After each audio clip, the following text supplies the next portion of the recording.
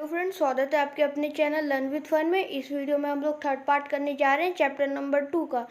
So let's start. हम लोग अब पढ़ेंगे disease causing micro organisms in animals. तो जो कुछ डिसीजेस होते हैं वो सिर्फ प्लांट्स और ह्यूमन बींग्स में ही नहीं, एनिमल्स में भी होते हैं। जैसे कि एंट्रैक्स बहुत ही डेंजरस डिसीज़ है, और कैटल्स को भी डिसीज़ होते हैं बहुत सारे, और फुट और माउथ डिसीजेस होते हैं। रॉबर्ट कॉच ने 1876 में डिस्कवर किया एक बैक्टीरिया बैलिशियस एंट्रैसियस, जो जिसकी वजह से एंट्रैक्स डिसीज़ होता है। अब हम लोग पढ़ेंगे disease causing micro organisms in plants. तो कुछ डिसीजेस होते हैं जो प्लांट्स में भी होते हैं, जैसे वीट में होते हैं, rice, potato, sugar cane, orange, apple, ये सब में होते हैं। और ये हीट को कम कर देते हैं क्रॉप के। और ये इनको हम लोग ये टेबल में देख भी सकते हैं। टेबल 1.2, रुक जाओ, इस टेबल में हम लोग देख भी सकते हैं इसको। और ये जो माइक्रोब्स हैं इनको हम लोग को कुछ केमिकल से किल भी कर सकते हैं, ये जो डिसीजेस हैं इनको। तो अब हम लोग पढ़ेंगे फूड पॉइजनिंग। तो बुजो को उसका फ्रेंड एक पार्टी में इनवाइट किया था, वहाँ पे बहुत तरह के खाने थे। तो उसने बहुत कुछ खाया। उसके बाद जैसे ही वो घर आया तो उसको वोमिटिंग होने लगी, तो उसको हॉस्पिटल ले गए। तो डॉक्टर ने कहा कि उसको फूड पॉइजनिंग है। अब पहेली बोल रही है, how food can become a poison, कि फूड पॉइजन कैसे बन सकता है। तो चलिए हम लोग पढ़ते हैं। तो फूड पॉइजनिंग फूड के स्पॉइल्ड होने से हो सकता है। माइक्रो ऑर्गेनिजम्स उसमें आ जाते हैं, स्पॉइल्ड मतलब ख़राब। तो उसमें क्या होता है, वो जो माइक्रो ऑर्गेनिजम्स होते हैं ना, वो कुछ टॉक्सिक सब्सटेंसेस बना देते हैं। This make the food poisonous causing serious illness and even death. तो जो वो टॉक्सिक माइक्रोब्स सब्सटेंसेस बनाते हैं, माइक्रोब्स, तो उनसे क्या होता है, फूड पॉइजनस हो जाता है और कभी कभी बीमारी होती है और डेथ भी हो सकती है इससे। इसीलिए बहुत ज़रूरी है कि हम लोग फूड को ख़राब ना होने दें, स्पॉइल ना होने दें। तो अब हम लोग पढ़ेंगे फूड प्रिवेंटेशन। जैसे कि हमने चैप्टर 1 में पढ़ा था डिफरेंट मेथड्स जिससे जो फूड होता है वो स्टोर अच्छे से कर सकते हैं हम लोग ग्रेन्स में। तो अब हम लोग पढ़ेंगे कि हम लोग फूड कैसे स्टोर कर सकते हैं। So let's begin.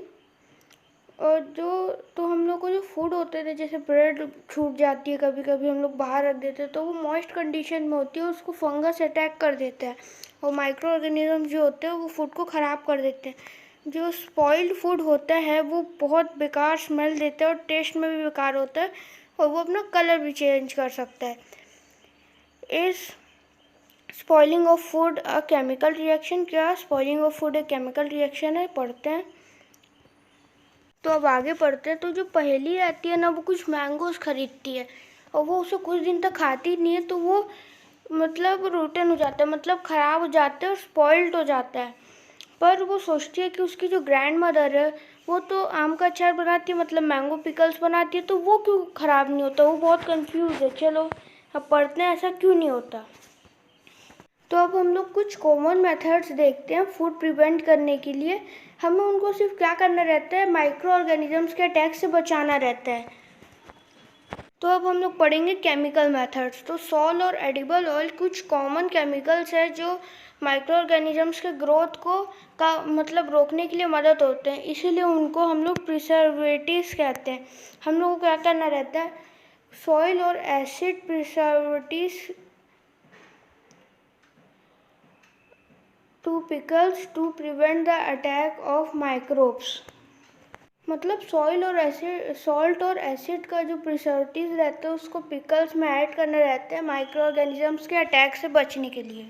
तो सोडियम बेंजोट बहुत ही कॉमन, एकदम कॉमन प्रिजर्वेटिव है जो जैम और स्क्वैचेस में भी यूज़ होता है स्पॉइलेज बचाने के लिए। अब हम लोग पढ़ेंगे प्रिजर्वेशन बाय कॉमन सॉल्ट। तो जो कॉमन सॉल्ट होता है वो फिश और मीट को एजेस तक बचा के रखने के लिए यूज़ होता है। क्या करते हैं, मीट और फिश के ऊपर हम लोग ड्राई सॉल्ट को डाल देते हैं, जिससे बैक्टीरिया की ग्रोथ बच जाती है बहुत। और सॉल्टिंग आंवला प्रिजर्व करने के लिए, रॉ मैंगोस, ये सब प्रिजर्व करने के लिए भी यूज़ होता है। अब हम लोग पढ़ेंगे प्रिजर्वेशन बाय शुगर। तो जैम्स, जेलीज, ये सब में शुगर होते हैं जो जो मतलब स्पॉइल्ड फूड में जो मॉइस्चर लगता है उससे बहुत बचाता है, जिससे जो बैक्टीरिया उसमें लगने के चांसेस बहुत कम रहते हैं और वो स्पॉइल नहीं होता है वो फूड। अब हम लोग पढ़ेंगे preservation by oil and vinegar. तो ऑयल और विनेगर जब हम लोग यूज़ करते हैं तो वो बैक्टीरिया को बनने ही नहीं देते, क्योंकि बैक्टीरिया ऐसे एनवायरनमेंट में रह ही नहीं सकते। ये वेजिटेबल्स, फ्रूट्स, फिश, मीट और ये सब में यूज़ होता है ये बचाने के लिए, क्योंकि वहाँ बैक्टीरिया बन ही नहीं सकते। हम लोग पढ़ेंगे हीट एंड कोल्ड ट्रीटमेंट्स। आप अपनी मम्मी को देखे होंगे, वो मिल्क को बॉईल करती हैं और उसे स्टोर करती हैं फिर, क्योंकि बॉइलिंग जो होता है वो बहुत सारे माइक्रो ऑर्गेनिजम्स को मार देता है। सिमिलरली हम लोग अपना खाना रेफ्रिजरेटर यानी फ्रिज में रखते हैं, क्योंकि उस टेम्परेचर में, लो टेम्परेचर में माइक्रोब्स पैदा नहीं हो सकते। तो भूजो पूछ रहा है कि जो मिल्क जो पैकेट्स में आते हैं वो स्पॉइल क्यों नहीं होते, तो उसकी मम्मी ने बताया क्योंकि वो पेस्चराइज्ड मिल्क होते हैं। पेस्चराइजेशन एक मेथड है जो हम लोग अभी पढ़ेंगे। तो जो पेस्चराइज्ड मिल्क होता है उसको कंज्यूम किया जा सकता है बहुत देर के लिए, मतलब विदाउट बॉइलिंग उसे आप पी सकते हो, क्योंकि वो उसमें माइक्रोब्स नहीं रहते ना। और कैसे नहीं रहते, उसको हीट करते 70 डिग्री सेल्सियस में 15 से 30 सेकंड के लिए, और उसको फिर एकदम से चिल्ड स्टोर्ड में डाल देते हैं, उसको मतलब एकदम ठंडी में डाल देते हैं। इस मेथड को करने से जो ग्रोथ होता है माइक्रोब्स का वो नहीं होता है, ये मेथड जब हम लोग कर लेते हैं। और इसको डिस्कवर किया था लुईस पैस्चर ने, और इसकी मेथड को कहते हैं पेस्चराइजेशन मेथड। अब हम लोग पढ़ेंगे स्टोरेज एंड पैकिंग। इन दिनों ड्राई फ्रूट्स और वेजिटेबल्स जो सोल्ड होते हैं वो सील्ड होते हैं एयर टाइट पैकेट्स में, माइक्रोब से बचाने के लिए, क्योंकि अगर हम लोग एयर टाइट सील नहीं करेंगे तो उसमें माइक्रोब्स आ जाएंगे और फिर वो ख़राब हो जाएगा। अब हम लोग पढ़ेंगे नाइट्रोजन फिक्सेशन। तो आप लोगों ने क्लास 6 और 7 में पढ़ा होगा एक बैक्टीरिया के बारे में जो है राइजोबियम। वो ना लेग्यूमिनियस प्लांट्स के रूट्स में रहता है, पल्सेस के जैसे दाल हो गया, ये सब में के रूट्स में रहता है। राइजोबियम जो रहता है ना वो लेग्यूमिनियस प्लांट्स में रहता है, अभी अभी मैं बताया। जैसे बीन्स हो गया, पीज हो गए, बी और फिर with which it has a symbiotic relationship, जिसकी वजह से उनके बीच में एक सिम्बायोटिक रिलेशनशिप बन जाती है, जो आप फर्स्ट चैप्टर में पढ़े होंगे या क्लास 7 में भी आप पढ़े ही होंगे।